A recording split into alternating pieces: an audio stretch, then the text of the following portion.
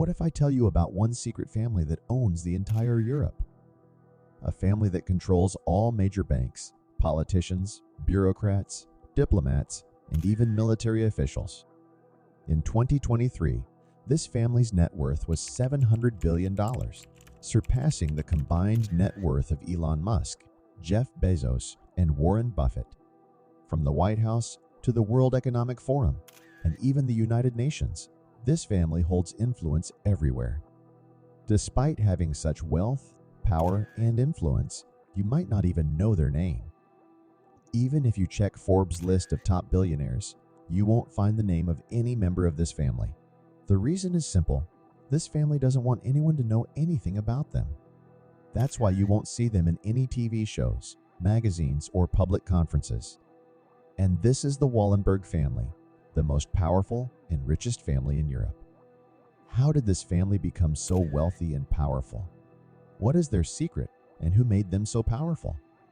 But before we move forward, do not forget to subscribe and like the video. Thanks.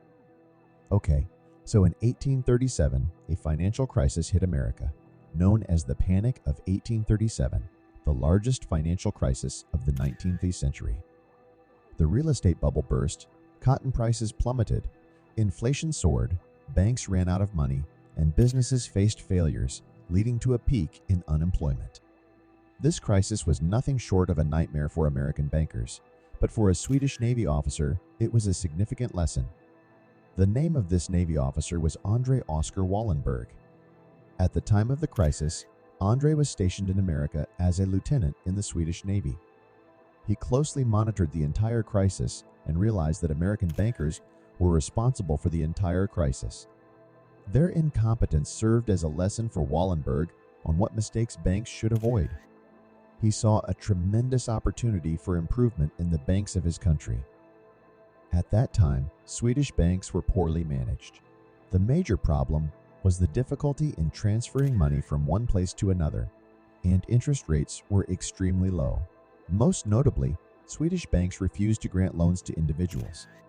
The prevailing belief was that banks were nothing more than secure lockers. This meant that during a period when Sweden was at the peak of industrialization and multinational corporations were flourishing, Swedish banks were missing out on numerous profitable opportunities due to their refusal to provide loans. Banks are incredibly powerful entities, so powerful that today, American banks control the entire world. The power of banks stems from their business model. Now, what is the business model of banks, and how do they operate? If I were to simplify it, banks take your money and lend it to someone else or a company in the form of a loan, charging interest on it. This is just a basic definition of what banks do. In addition to this, banks also invest your money in real estate, businesses, and the stock exchange, earning a small percentage in return. At that time, Swedish banks were restricting their loan offerings, missing out on significant profit opportunities. This was the opportunity that Wallenberg seized, and in 1856, he opened his own bank in the capital of Sweden, Stockholm, named Skandinaviska Enskilda-banken, abbreviated as SEB. Opening a bank 200 years ago was not as difficult as it is today. Today, with numerous regulations and capital requirements, an ordinary person can hardly contemplate it. In the 19th century, opening a bank was as easy as opening a shop. SEB gave people the option to deposit their money there, and in return, they received a fixed interest rate on their savings. For the people of Sweden, this was an entirely new concept, as, to them, a bank's role was merely that of a secure locker. Now, they were earning a profit on their savings.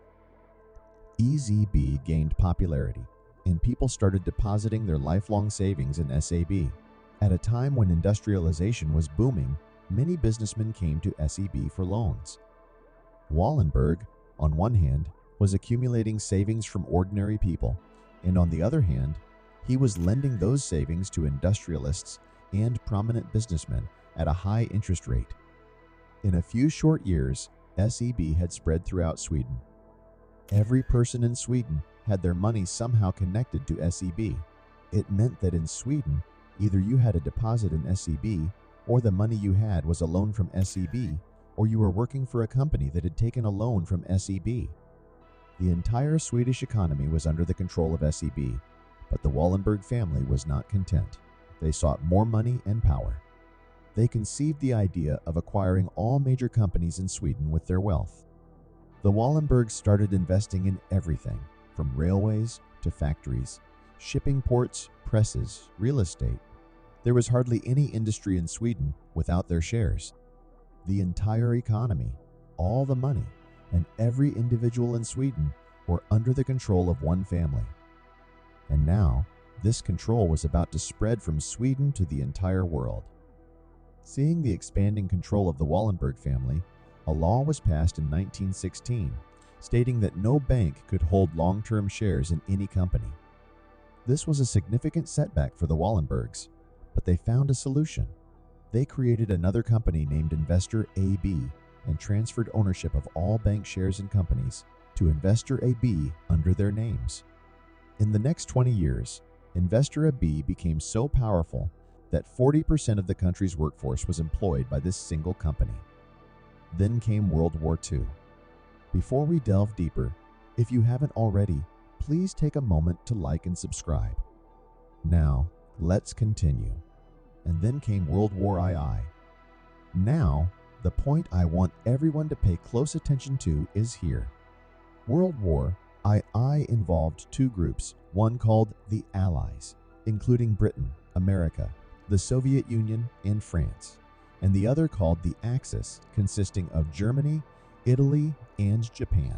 People on both sides considered each other mortal enemies, thoroughly brainwashed to believe that no negotiation or communication was possible between the two groups without completely annihilating the other. As millions were dying on both sides, the Wallenberg family was strategically contemplating which group would bring them more profit. They adopted a tactic similar to what the Rothschild family had done before. They started giving heavy loans to America and Britain on one side and began buying all major weapon companies in Germany on the other. The purpose was to ensure that Germany did not run out of weapon supply, and it's important to note that the Wallenbergs were not doing this for charity. Instead, they made secret agreements with all three nations. When the war ended, Germany would allow SEB to open branches there free of cost, and all post-war development funding would go through SEB. In return, America and Britain granted SEB special relaxations. Always remember, businessmen never lose an opportunity for profit, and war is the biggest business. War is an industry, and those who run it never want peace in the world. During the America-Afghanistan War, 10 individuals became billionaires. Reports have leaked about the Russia-Ukraine war, indicating that it's a game involving billions of dollars. The Wallenbergs played a double game during World War II, and they continue to do so. In 2014, when Russia attacked Ukraine, leading to total sanctions on Russia by all of Europe, two Wallenberg companies, Atlas Copco and SKF, continued to supply essential equipment for Russia's nuclear program. And as we conclude this revelation into the intricate web of global influence and power, it's crucial to recognize that what we've highlighted here is just the tip of the iceberg.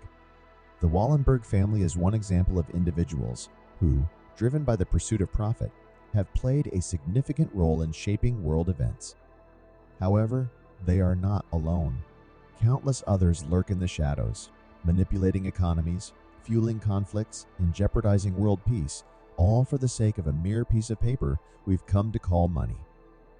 It's a stark reminder that behind the scenes, hidden from the public eye, there exists a network of individuals and entities who prioritize their interests over the well-being of nations and people.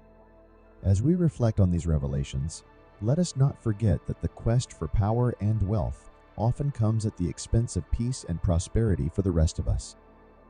In the pursuit of a better world, it's essential to remain vigilant, question the narratives presented to us, and strive for a future where the true value of humanity takes precedence over the pursuit of profit at any cost.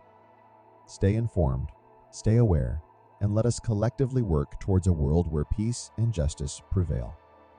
If you found this eye-opening, Don't forget to like, subscribe, and hit the notification bell for more insightful content, as there are countless others impacting global affairs, and your support keeps us uncovering the truth together.